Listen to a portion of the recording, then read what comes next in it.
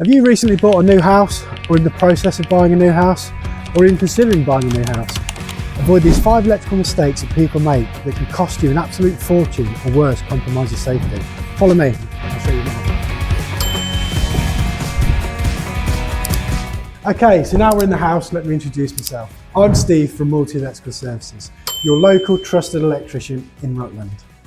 I've seen many homeowners make lots of mistakes when buying a house and not knowing where to start and what to look at. Hopefully by the end of this video you'll have some more ideas and tips and tricks to save you money and what to do when buying a property. Okay, so for our 5th point, I'm going to introduce you to Harvey, who's going to tell you all the things to avoid before decorating. Hello guys, I'm Harvey. So I'm studying obviously electrical at Stanford College. I'm currently in my 3rd year, but I started off doing level 2, but obviously we're going to tell you about that more in the next video. So obviously we understand how exciting it is getting a house, obviously first time or whatever. You want to get everything done nicely, for example the walls or whatever, but you've got to consider when you're adding new sockets. For example this one here, obviously one single socket on this whole wall might not be great. So if you want another socket over here, it would involve either channeling out or above, which would then involve pulling up carpets or floorboards, which is obviously not the nice job. It's very messy, and if you put new carpets down, that would involve them pulling them back up. And obviously if you've had these walls done, we'll have to channel it. We can obviously fill, it won't be the best of jobs, so you'll have to have someone come back out and do it. So it's just got to think about that because you're wasting your money. So I know I've mentioned sockets and lights, but that's not the only issue you've got to worry about. For example, appliances, like in the kitchen, if you follow me. So now that we're in the kitchen, let's talk about your appliances. For example, the hob. This one's gas. Let's say you wanted electric. You'd have to run a new cable from your board. Or let's talk about the oven. Let's say you wanted a bigger oven, nice bigger oven. You'd have to run another cable from your board, which would then involve taking off tiles or even cutting them. And if you have that nice new tiles on, that wouldn't be very nice. So this is another reason to save time and money. This is another reason why you should also get your electrical work done first. And now I'm going to take you on to Steve, who's going to go on to the next part. Okay, thank you for joining me in the bathroom. So we're now on to point 4, which is about getting electrical certificates. So in certain situations, you have to have an electrical certificate and notify building control about any work that's been done. So if we're in a bathroom, for example, certain distances from the shower or from the bath, you have to notify building control about the electrical work that's been carried out. So when you're viewing a property, if you do notice that there's been some new electrical work that's been done, or perhaps some DIY that you're not sure about, it's always worth asking a solicitor about a certificate. And there's other certain situations where you might need building control, which is what we'll discuss in the next location. Okay, so another example of needing an electrical certificate and notification to building control is having a new 𝐒𝐮𝐬𝐜𝐫 unit installed.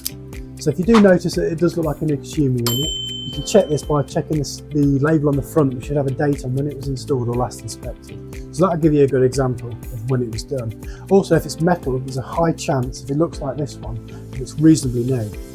So there should be a installation certificate and notification to building control certificate.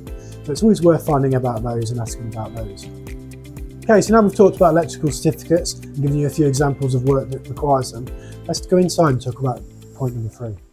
Okay, so now we're back in the property. Let's talk about point number 3, underestimating the cost of electrical work.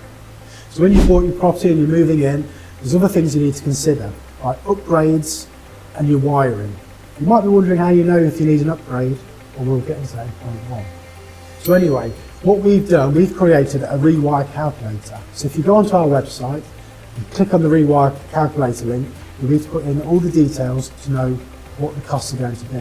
You can also click on the link below to find out how much that's going to cost. Okay, so now we discussed point 3, let's get on to point 2, where you're going to have to follow me into the garage where I discuss something that people do overlook. Okay, so we're back in the garage. Let's talk about point number 2, which is not considering upgrades and additions to your electrical services. So if you're an EV driver, one thing you really want to consider when buying a property or moving into a property is, can I have an EV installed and how am I going to do it? So in this instance, we're quite lucky because the 𝐒𝐮𝐬𝐜𝐫 unit's really close to the garage wall and the garage door, so it wouldn't be not a problem. But in some properties, it's a very difficult run from where the electric supply is, because the electric's going to be in the middle of the property in a kitchen cupboard, and it can be a real difficult job to get that power out to the outside of the house. Other things you've got to consider is that not all services are suitable to have an EV connected to. So in a modern fuse box, yes we can, but we may have to add another one or modify the one you've got. The other thing to consider is if your supply is suitable. There's a thing called a loop supply where we're not allowed to connect an EV to. So we have to get the DNO, the distribution network operator, to come out and make modifications, which can be very timely. So if you really do need an EV, you want to get onto us as soon as you can so we can come out and do a survey and see if your house is suitable. Okay, so now we're going to go on to point number 1, which I feel is one of the biggest things that people overlook. And it's one of the most important things that you can do, whether you're buying a house, selling a house, or even if you're just living in a house and own a house. This is the most important thing by far, and that is having an electrical installation condition report done on the property. EICR for short. This is basically like an MOT for your house, and we'll check nearly every circuit and we'll do sampling to see what's going on in the property. So for this example, we've got a metal consumer unit, RCDs and circuit breakers. We're not going to go into full details about what we do on an EICR because that's what's going to come in another video. But we're going to go back in the property where Harvey's going to tell you what he checks when doing an EICR and checking the socket. Okay, so following on from Steve's point about EICR. When we're doing an EICR, it's normally me that goes around, he normally does nothing because it's by the board. But when I check for is I always check to make sure the socket's nice and secure. I always check the shutters because these ones should be blocked because the top one's the earth. So as you put in the thing, as you'll know, if you look at your socket, the top one's always longer. So when you push that in, that means that socket is always earth as you do it. And also, I always pop them off because it's called sampling. So we go around checking all the sockets, called the version of sampling. So I'll take it off, I'd make sure the cables are in there secure, in the right position. I'd also check for grommets, because every cable, if it's a metal back box, it should have a grommet so the cable doesn't get nicked.